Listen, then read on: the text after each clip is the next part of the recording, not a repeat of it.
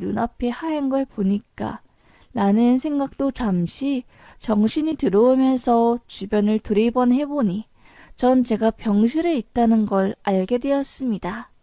이게 어떻게 된 일인가 해서 옆에 있는 간호사분께 물어보니 제가 얼굴을 맞고 뒤로 쓰러지면서 가벼운 뇌진탕에 걸린 거였어요.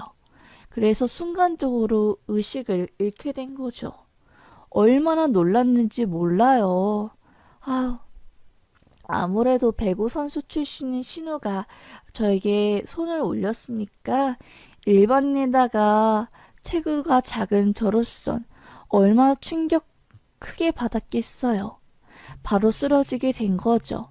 남편은 저를 찾아와서 어떻게 된 거냐고 물었고 전 신우가 나를 때렸다고 그래서 내가 지금 쓰러진 거라고 했습니다. 그러자 남편은 누나가 당신을 때렸다고? 내가 들은 이야기랑은 좀 다른 이야기인데? 진짜야 당신? 이라고 하면서 제가 말한 부분을 믿지 않는 겁니다. 얼마나 화가 났는지 몰라요. 아니 그러면 당신이 들은 이야기는 뭔데? 뭐라고 들었는데? 말 좀 해봐. 어이없네? 하면서 물었고 남편은 그제서야 저에게 신우가 거짓말 친 내용들을 말해주는 겁니다.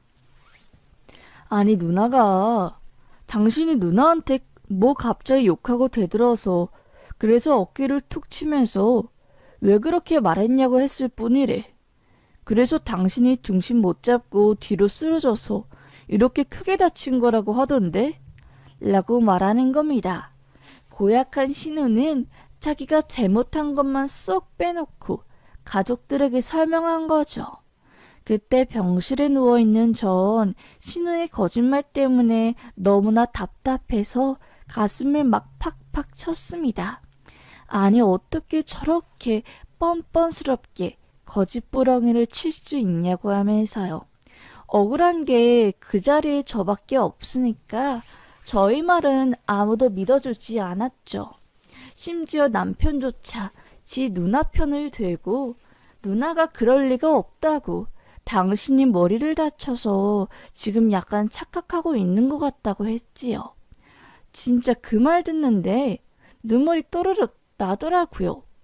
내가 잘못한 것도 없는데 왜 난 오해를 받아야 하고 이렇게 답답하게 살아야 하는지 알 길이 없었습니다. 진짜 짜증나고 분노가 폭발했어요. 그리고 나의 편을 안 들어주고 끝까지 지 누나 편을 들어주는 남편에게 있던 정마저 후두둑 떨어지게 되었죠. 저런 남편 놈이랑은 다시는 보기도 싫고 마주치기도 싫다. 내가 태어나면 바로 이혼 준비해야지. 그 집에서 짐을 빼버려야지. 결심을 했습니다. 그렇게 전 그 이후로 3주 정도 더 입원을 해서 치료를 받았고 퇴원했어요. 그날 남편이 데려왔습니다. 그런데 갑자기 남편 진지하게 말하더라고요. 자기 지금 집에 빨간 딱지로 온 가구들이 도배되어 있어. 놀라지 말고 들어줘. 라고 하면서요. 전 아니 그게 무슨 소리냐고 집에 빨간 색깔 딱지가 왜 붙어있냐고 물었습니다. 남편은 머뭇거리다가 그게 아니라 진짜 이걸 말해야 하나? 하면서 뜸을 들이다 아니 누나가 우리 집 유일한 재산 그걸 담보로 또 돈을 빌렸나 봐. 어디서 투자금 모아오면 1억을 3억으로 만들어준다는 이야기에 할머니부터 내려온 우리 집을 누나가 담보로 걸어서 은행에서 대출한 거지. 그런데 그게 꽤 되었고 이자를 계속해서 안 갚으니까 독촉장이 날라온 거야. 그런데 누나도 무지개 나도 지금 중소기업 다니면서 하루 일해서 하루 밥 벌어먹고 사는 형편에 거기에 더해서 우리 엄마도 지금 식당이라면서 사는데 우리가 돈이 어디서 생기겠어. 누나한테 그 1억 어디다가 썼냐고 하니까 그냥 홀라당 사기당해서 날려버렸다는데 내가 화가 나겠어, 안 나겠어. 속이 그냥 완전히 터져버리는 거야. 이거는 뭐 어떻게 할 수도 없어요. 미치는 거지. 어쩜 좋니? 아, 자기야. 라고 하더라고요. 전 그래서 신우가 목숨을 걸고 길을 쓰고 나에게 돈을 빌려달라고 한 거구나. 뭐 저런 여자가 다 있냐 하면서 화가 바득 난 채로 시댁에 가게 되었고 거기서 신우를 만났습니다. 전 신우의 얼굴을 보자마자 딱 째려보면서 내가 복수해 줄 거예요. 신우 눈에서 피눈물 나게 내가 그렇게 만들어 줄게요. 아주 딱 기다려봐. 그럴 날 얼마 안 남았으니까 알겠어? 라고 하면서 고래고래 소리 질렀습니다. 신우도 저를 팍 째려보면서 어디 할 수 있으면 해봐 라고 하더라고요. 그렇게 시간이 지난 후 시모가 들어왔고 난리가 났어요. 이 집이 지금 경매에 넘어가면 우리 대대로 물려받은 집 남의 손에 가게 되는 거라고, 진짜 큰일 나는 거라고 하면서요. 거의 뭐 발등에 불 떨어진 사람처럼 생난리를 치더라고요. 웃겼습니다. 그렇게 소중한 집이면 왜 담보대출을 받았는지 저는 한숨을 푹 쉰 채 방으로 들어가서 한숨 자려고 했어요. 제가 수면 유도 음악이 있어야 잘 자는 스타일인데 그걸 틀려고 남편 핸드폰을 잠깐 봤다가 남편이 저 아플 때 병원에서 저 간호해 준 게 아니라 지네 회사 경리랑 간질간질한 썸을 타고 있었던 겁니다. 육체적인 분류는 아니지만 충분히 정서적으로 나누는 교감이 불륜이라고 말해도 되었어요. 아, 진짜 전 화가 나더라고요. 아니, 어떻게 저런 놈이 다 있냐? 하면서요. 저요? 바로 그 길로 시댁을 나왔습니다. 그리고 급한 대로 고시원에 들어가서 남편한테 문자 하나를 날렸어요. 넌 끝까지 네 신우 편을 들더니 결국 나 몰래 바람피고 있었구나. 그래, 정상적인 남자라면 지 마누라 편을 들지. 지 누나 편 들 순 없지. 니네 집이 그동안 나를 그렇게 못살게 괴롭혔으니까 나도 아주 딱 똑같이 괴롭혀줄게. 진짜 뼈저리게 니네들이 잘못한 거 내가 깨우치게 해줄 테니까 좀만 기다려봐. 참교육해줄 테니까. 알겠어? 라고 하면서 전 고래고래 소리를 질렀습니다. 불행 중 다행인 것은 저희가 결혼할 때 혼인신고는 1주년 지나고 나서 하자고 했거든요. 그게 천만다행이었죠. 법적으로 이혼녀가 아니게 되어서요. 저는 외국에 있는 부모님에게 이 사실을 말했습니다. 이혼한다고요.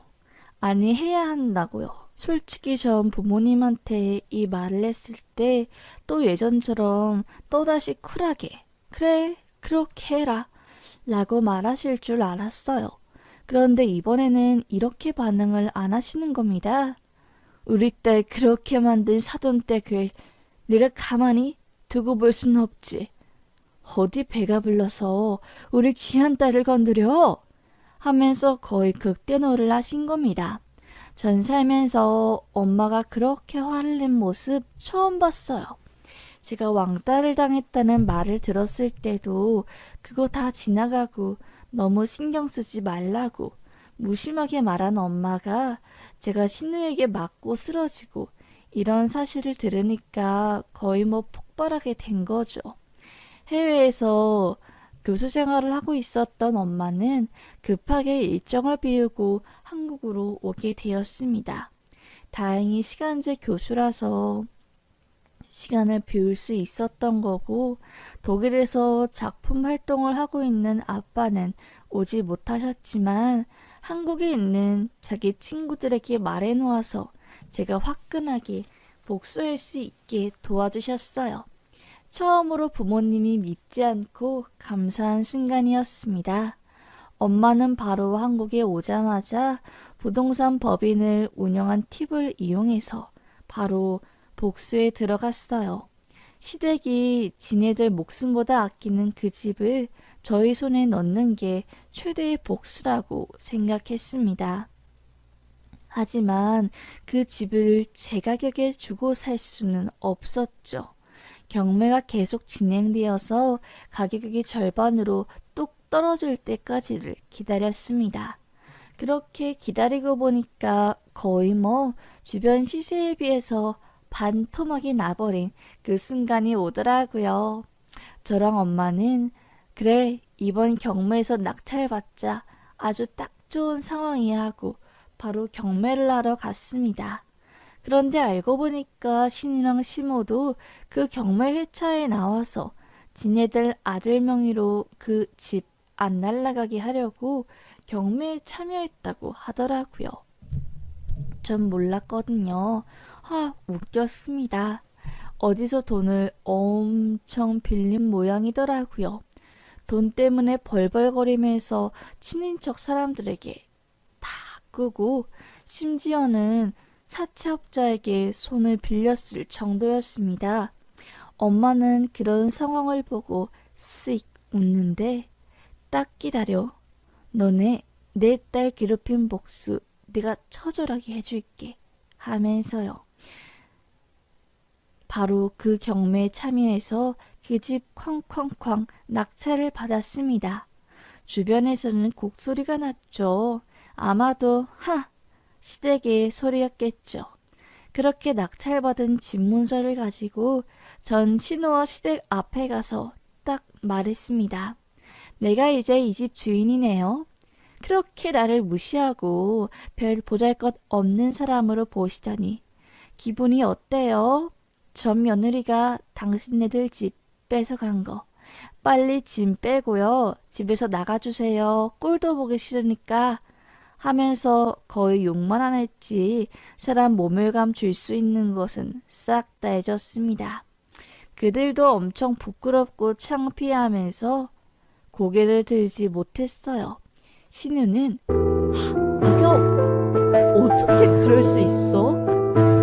또 저에게 큰 소리를 내면서 손을 올리려고 하길래 전 손을 들린 고소장을 하나 더 보여줬습니다. 우리 이제 가족 아니죠? 그래서 내가요 고소했어요. 신우를 폭행죄로요. 배구 선수 경력도 있고 선수가 일반인을 때린 거라서 아마 형이 좀 세게 나갈 거예요. 제가 오랜 시간 동안 병원에 누워있기도 해서 아마 꽤나 힘든 소송이 될 겁니다. 제가 민사까지 소송할 거거든요. 민사소송 보통 3년? 길게 잡으면 그 정도 걸리니까 한번 그 시간 동안 길고 긴 생각의 의자 시간을 가져보세요.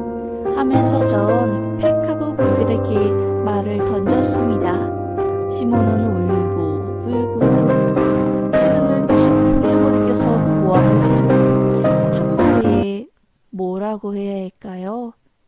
맘모스 같았습니다. 석기시대 맘모스. 밥 못 먹어서 포효를 지르는 그 정도로 우습게 보였어요. 그리고 전 가슴에 담아두었던 상처가 되었던 그 말을 시모에게 전해줬어요. 나보다 더 바다표범 같은 시어머니. 살 빼야 할 거는 제가 아니라 어머님 같네요. 마음고생하면서 다이어트 해보세요. 살 절로 빠지실 거예요. 바다표범처럼 언제까지 엉엉엉 거리면서 기어다닐 수는 없잖아요. 하면서 찡긋 웃어주었습니다. 그리고 공교롭게도 엄마 고등학교 시절 가장 친한 친구가 제 남편이 회사에 이사로 있었던 거였어요. 바로 엄마가 그 친구한테 자기 옛사이가 바람을 펴서 내 딸이 어마어마한 상처를 받았다고 이거 인사관리팀한테 전해서 인성에 문제 있다고 좀 말해달라고 했죠. 그렇게 그 이야기를 전한 뒤 딱 3일이 지나니까 전 남편한테서 연락이 온 겁니다. 너 우리 회사에서 무슨 짓 한 거야? 팀장부터 시작해서 대리 과장까지 전부 다 나한테 지금 이게 뭐한 짓거리냐고. 너 그렇게 더럽게 바람피고 경리랑 희희덕 됐냐고 하면서 나한테 난리치잖아. 라고 하더라고요. 전 덤덤하게 말했습니다. 아니 그 정도 용기도 없이 회사에서 불륜한 거였어? 연애 땐 몰랐는데 너 생각보다 되게 쫌팽이구나. 어쩌면 좋니? 나 너처럼 쫌팽이 처음 봤어. 제발 쫌팽이 집 좀 그만해. 집안 망신 개망신 그만 시키라 이 말이야. 알겠어?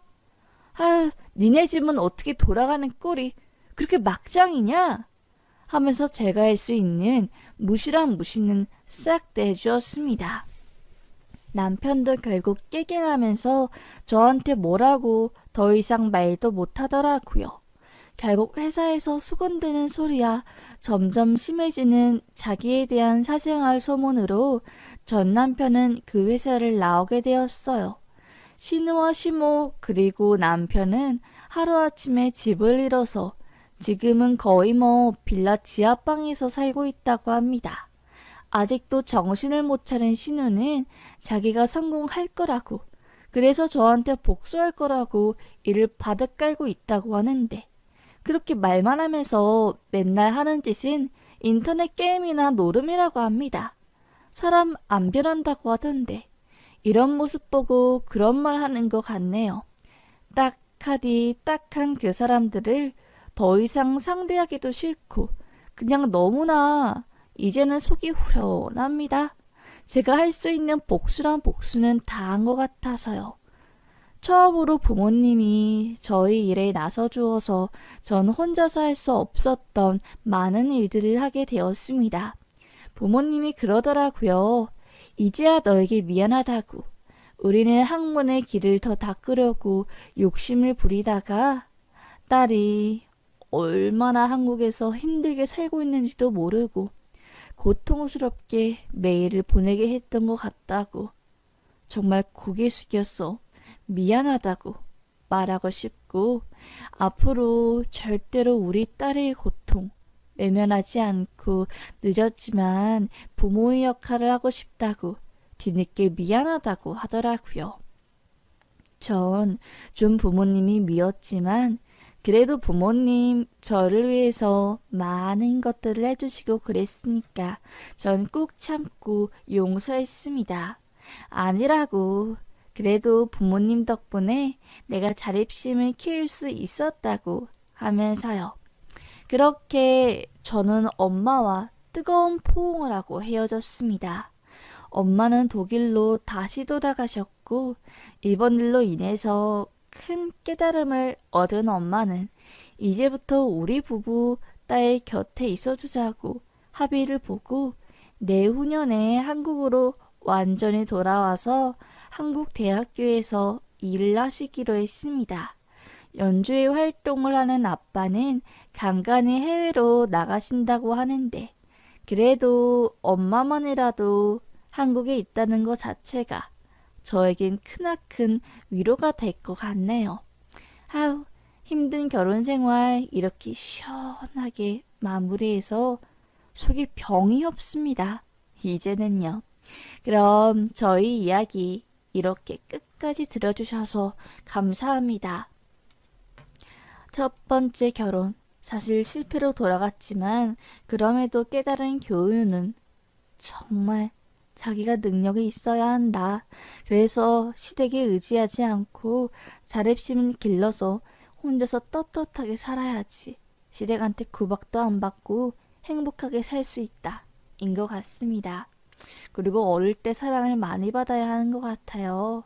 전 그런 기억이 없어서 오랜 시간 동안 마음 아파하고 고통스러웠던 시간이 길었네요. 그럼 저희 한풀이와 같은 사연 이렇게 끝까지 들어주셔서 감사하고 전 여기서 진짜로 사연 마무리하겠습니다. 제 이야기 들어주셔서 정말 감사합니다.